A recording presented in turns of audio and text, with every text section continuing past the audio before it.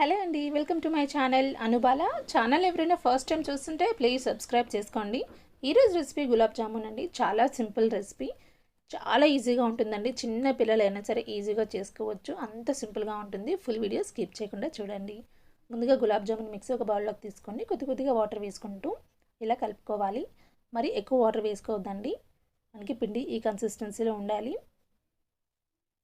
తర్వాత అరచేతికి కొద్దిగా oil apply చేసుకొని పిండిని ఇలా కొద్దిసేపు ఇలా కలుపుకోవాలి. క్రాక్స్ రాకుండా ఉంటాయి ఇలా చేయడం వల్ల. ఇప్పుడు కొద్దిగా పిండి తీసుకుంటూ చిన్న చిన్న బాల్స్ లాగా చేసుకోవాలి. ఇలా ప్రెస్ చేసుకుంటే బాల్స్ క్రాక్స్ రావండి. అన్నీ కూడా ఇలానే చేసుకోవాలి. 1 గులాబ్ జామున్ మిక్స్ ప్యాకెట్కి 30-35 బాల్స్ దాకా అవుతాయి. ఇలా చిన్నగా చేసుకుంటే చూడండి, ఇలాగా అన్నీ చేసుకోవాలి.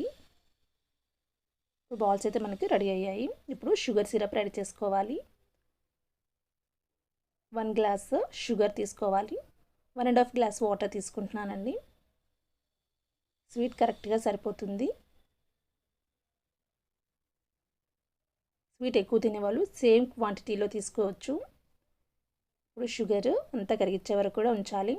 పాకమేం అవసరం లేదు, ఒక 5 మినిట్స్ బాయిల్ అయితే సరిపోతుంది. ఇప్పుడు డీప్ ఫ్రైకి సరిపడా ఆయిల్ తీసుకోవాలి.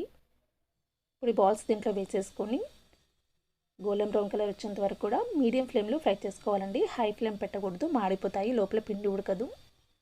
మనకి షుగర్ సిరప్ కూడా రెడీ అయిపోతుంది. ఆ బాల్స్ తీసుకొని ఒక 10 మినిట్స్ తర్వాత షుగర్ సిరప్లో వేసుకోవాలండి. వేడి దాంట్లో వేసుకుంటే బాల్స్ అనేవి మెత్తగా అయిపోతాయి. గులాబ్ జామున్స్ ఒక 10 మినిట్స్ అయినాక వేసుకుంటే పర్ఫెక్ట్గా వస్తాయి. చాలా సింపుల్గా ఉంది కదా, తప్పకుండా ట్రై చేయండి. వీడియో నచ్చితే లైక్ చేయండి. Please subscribe to my channel. Thank you for watching.